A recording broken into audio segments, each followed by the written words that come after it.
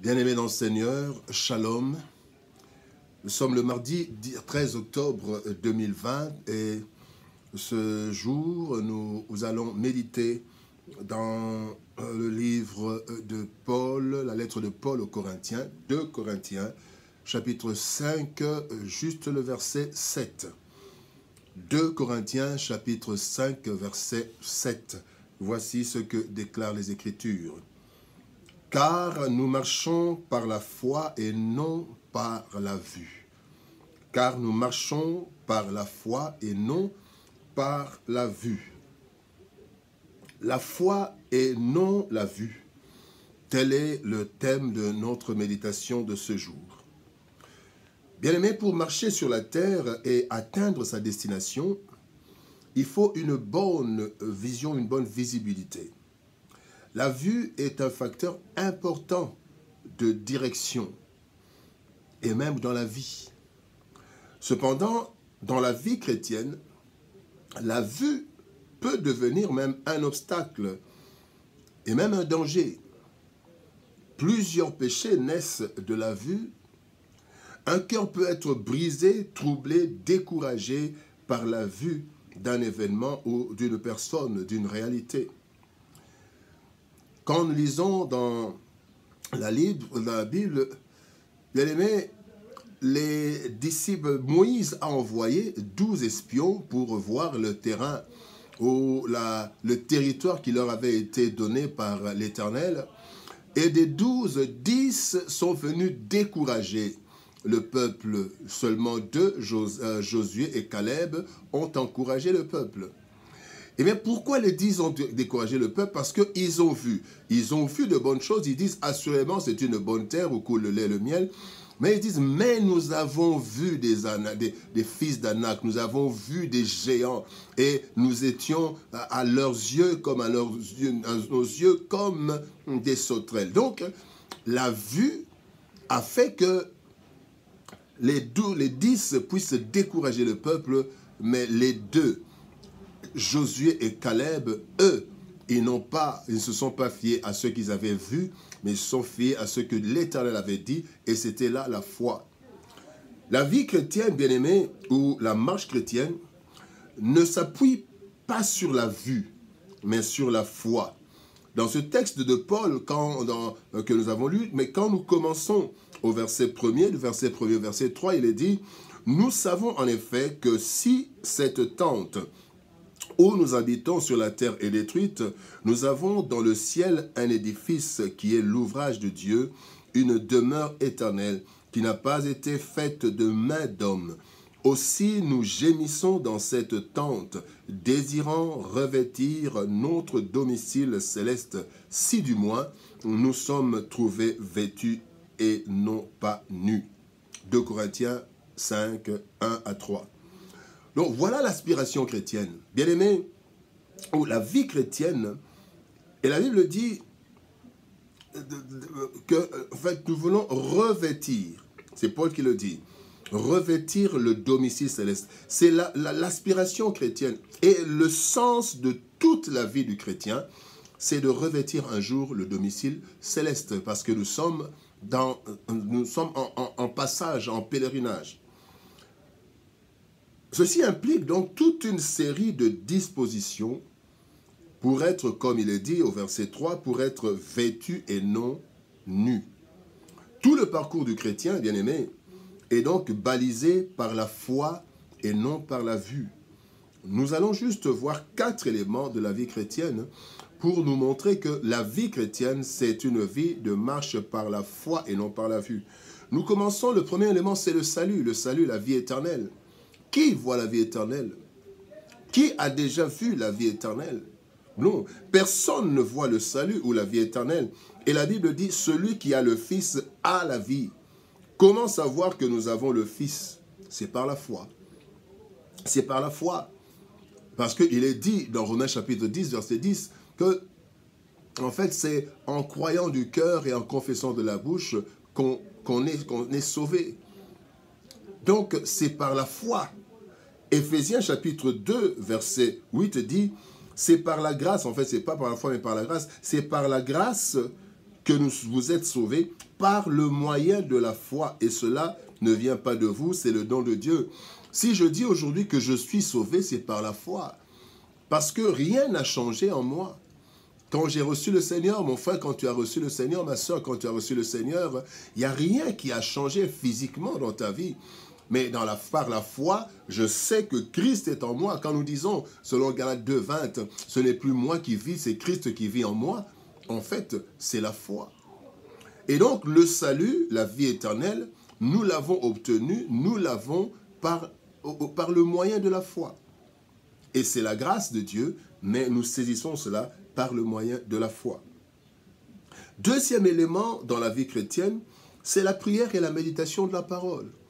Pour entretenir sa vie, bien-aimé, sa vie chrétienne, il y a deux éléments primordiaux. Il y a la prière, il y a la parole de Dieu qui nous guide, la prière qui nous fortifie. Et dans Hébreux chapitre 11, verset 6, il est dit, « Or, sans la foi, il est impossible de lui être agréable. Il faut que celui qui s'approche de Dieu, quand tu viens dans la prière, qui s'approche de Dieu, croit que Dieu existe. » Bien-aimé, quand tu es dans ta chambre, tu es en train de prier, tu vois qui? Tu adresses tes paroles à qui? À Dieu, que tu vois, non pas par la vue, mais par la foi. Il est dit, il doit croire, celui qui s'approche de Dieu doit croire que Dieu existe, quand je viens prier. Mais aussi, il doit croire qu'il est le rémunérateur de ceux qui le cherchent. Donc, quand je me retire en privé et j'élève ma voix dans une assemblée pour prier ou en privé, bien aimé, je n'ai pas besoin de la vue, mais de la foi. Et cette foi, Seigneur, c'est pour croire que le Seigneur existe, parce que je ne peux pas venir parler dans le vide. Je parle à Dieu, à l'Éternel, le Dieu d'Abraham, d'Isaac, de Jacob, le Père de Jésus-Christ, mon Dieu. Il existe, c'est comme ça que je prie. Et la deuxième chose, je prie parce que je crois qu'il est le rémunérateur. Donc c'est par la foi. Là, c'est pour la prière. Et dans la méditation, la Bible dit dans 2 Timothée chapitre 3, verset 16, « Toute écriture est inspirée de Dieu et utile pour enseigner, pour convaincre, pour corriger, pour instruire dans la justice. » Quand je lis la parole de Dieu, je lis des écrits, mais par la foi, je sais que c'est Dieu qui me parle. Ce n'est pas Paul qui me parle. C'est Dieu qui me parle à travers Paul. Même Paul, je ne l'ai pas vu, mais Paul, c'est un homme, on l'a vu. On l'a vu, les personnes l'ont vu. Mais moi, je crois que c'est Dieu qui est en train de me parler. Quand un prédicateur est en train de prêcher, je le vois, mais je ne vois pas que c'est lui qui me parle. Je me dis, c'est Dieu qui me parle. Et quand je médite la parole de Dieu, pas la parole de Paul, pas la parole d'Isaïe, pas la parole de Jérémie. Je médite la parole de l'Éternel. Et c'est la foi qui fait que quand je lis, je dis, je dois croire en cette parole parce que c'est Dieu qui me l'a envoyée. Troisième élément, c'est la vie de sanctification. Nous avons été appelés à être saints. La Bible dit dans 1 Pierre chapitre 1er verset 15, « Mais puisque celui qui vous a appelé est saint, vous aussi soyez saints dans toute votre conduite. » Et bien aimé, comment marcher dans la pureté lorsqu'on ne voit pas celui pour qui nous nous sanctifions? Dieu ne veut pas ça, Dieu veut ça. Comment craindre celui que je ne vois pas, si ce n'est que par la foi? Donc c'est par la foi que je mène une vie de sainteté, même en cachette. Et quand on n'a pas la foi, on mène une vie d'hypocrisie parce qu'on vit la sanctification devant les frères et sœurs, devant le pasteur, les diacres, les anciens. Mais quand nous sommes seuls, nous ne vivons pas cette vie, c'est parce que nous n'avons pas la foi. Quand nous péchons, quand nous vivons dans le péché, c'est parce que nous n'avons pas la foi et nous ne croyons pas que Dieu nous voit. Parce que je ne veux pas tricher, j'ai peur qu'on m'arrête. Mais je triche quand je suis seul. C'est que je ne crois pas que Dieu me voit. Et je n'ai pas la foi. C'est la foi donc qui me fait marcher dans la sanctification. Et quatrième chose, toutes les œuvres, mes œuvres, je les fais par la foi. La Bible dit dans Colossiens chapitre 3, verset 23, « Tout ce que vous faites, faites-le de bon cœur, comme pour le Seigneur et non pour les hommes. » Les hommes, c'est la vue. pour le Seigneur, c'est la foi. Et ici, il est dit, faites tout de bon cœur comme pour le Seigneur. Chaque acte du chrétien devrait être posé pas par la vue des hommes qui bénéficient de ces actes, ou qui assistent, qui voient ces actes, mais par la foi en celui qui existe mais que je ne vois pas. Je fais tout pour plaire à celui que je ne vois pas, mais celui en qui je crois, c'est la foi. C'est la foi qui fera que je puisse poser de bons actes parce que je ne vis pas selon la vue, je ne marche pas par la vue, mais par la foi. Bien-aimés, de la naissance, de la nouvelle naissance à la résurrection, la vie du chrétien n'est que foi et non vue.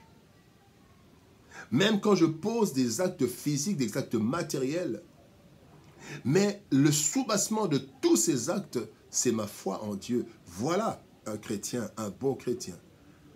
Et ce n'est qu'après la résurrection que la vue va primer sur la foi.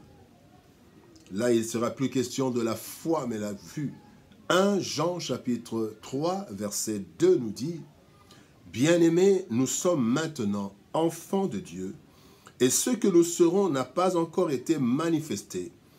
Mais nous savons que lorsque cela sera manifesté, nous serons semblables à lui parce que nous le verrons tel qu'il est. » Donc après la résurrection, après le jugement dernier, après dans la nouvelle vie, nous ne marcherons plus selon la foi, mais selon la vue, parce que là, nous le verrons, la Bible dit, nous le verrons tel qu'il est, parce que nous serons semblables à lui, dans un autre corps, capable de voir le Dieu Tout-Puissant, le Sauveur de l'humanité.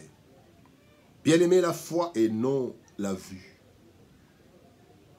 Nous marchons par la foi et non par la vue. Tel est le principe de vie du chrétien.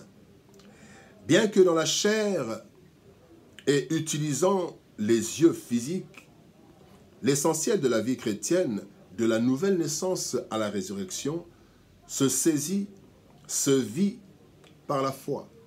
Sans cette foi, il est impossible d'être agréable à Dieu. Bien-aimés, car nous marchons par la foi et non par la vue. Que Dieu nous bénisse.